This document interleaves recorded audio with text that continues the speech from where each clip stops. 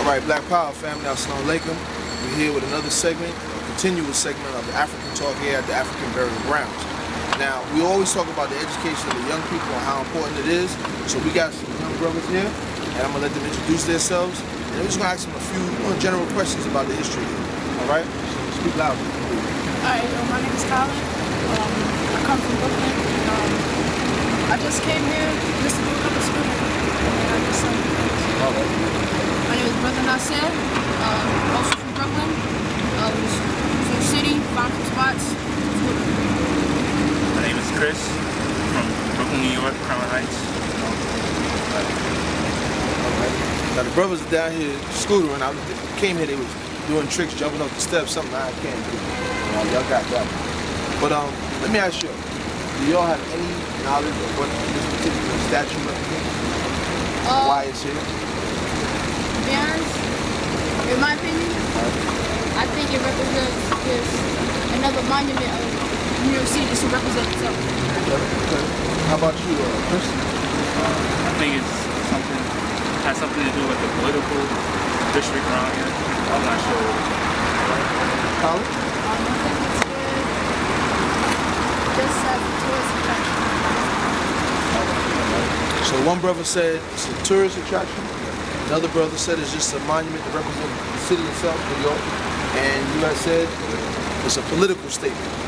It's a little bit of all, but it's something much deeper. Do you know that this entire area here, all the way down to Wall Street, all the way up through this district to about 14th Street, all of this was created by Africans. No, it didn't. African slaves who were brought here and forced to work until most of them died.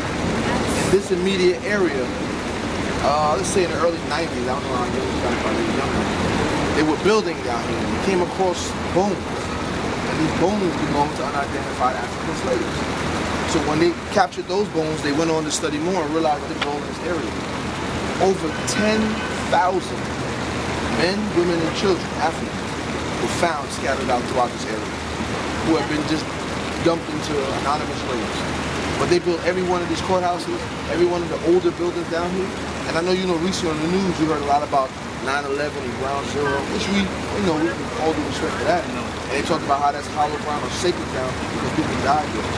But that sacred ground was built on top of the ground that your ancestors died on. Now I noticed you say your name is Nasir. That's a Muslim name. That's an Islamic name. You know that most of the Africans who died here were Muslims, came from Muslim countries.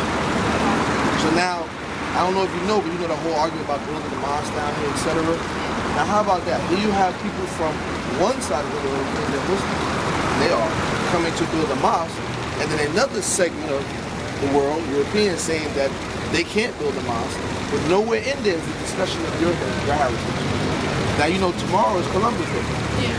They say Columbus discovered America in 1492. Now we know that it's been proven that they discovered people here and settled. But did you know that 300 years before Columbus, Africans already settled this land?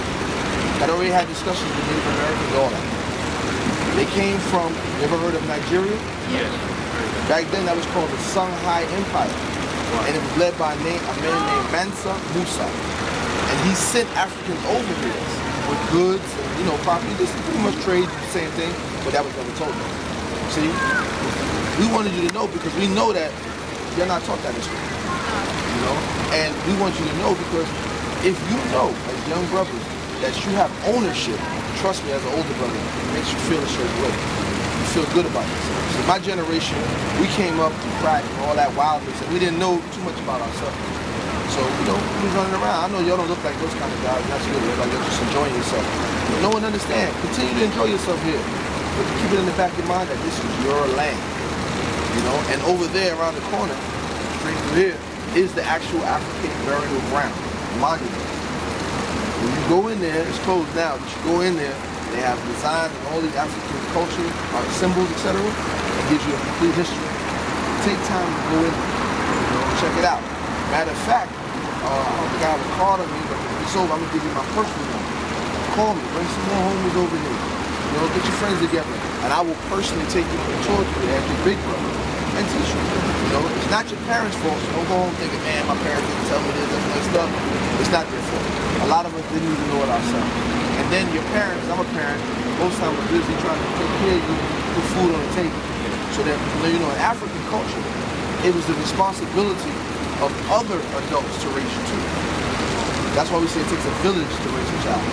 So while your dad or your mom's off working, if I'm an African male and I'm in the village and I'm not doing nothing, I'm supposed to grab you. Hey, let me tell you something. You see? So make sure as you'll get older, you'll do the same thing to the younger brothers and sisters.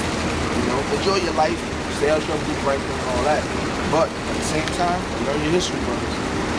Because the more you know about yourself, in African history in particular, trust me, you'll be amazed how much of America or the modern world owes their existence to Africa. Who has a cell phone? Inside your cell phone are two things. A material called cobalt. It comes out of Africa. The transistor that enables you to pick up the signals and deliver the phone call, you know that was built by a black man. It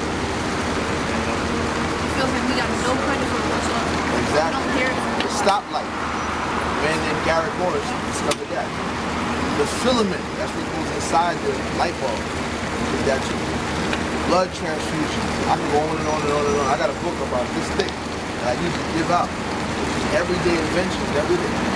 Even that Chrysler 3000 that everybody be flossing in the hood, it's a black designer that built that car. See, brother? So what I'm saying is, know your culture, know your history. The African man and woman, us, we're the only people that don't really know where we come from. And if you don't know where you come from, you can't know where you're going. And remember this word, say it with me, Sankofa. Sankofa. It's S-A-N-K-O-F-A. That word means to remember your past. The symbol is a bird to the back of the head. It's like a beating a pebble off his back. The backward head is looking at your past. The pebble represents feeding off of your past. And then you go forward. Alright? So remember this conversation. I want to thank you. Thank you for educating us about this. Hey, that's what we're supposed to do. The program is called Wukusu. Say Wukusu. That means wake up, clean up, stand up. Wake up to the knowledge of Africa, who we are as black people. Then clean up. I don't know you're probably into that, but don't get into the alcohol, drugs, all that bad news. Stay away from all that. And then eat right. So you get your vegetables on. All them pieces and stuff like that. You know, drink a little water every now and then. Get your vegetables, get yourself right. And then stand up. Always stand up for your dignity. No one can like you. Under no circumstances. Alright? And I know you're doing this. Continue to do that. I don't need no more basketball players, brother. I need some lawyers, I need some doctors, you know. Train drivers. Engineers. Not trained drivers, trained creators. Yeah. I need engineers, alright? Alright. So y'all say peace to the camera. Peace. Alright.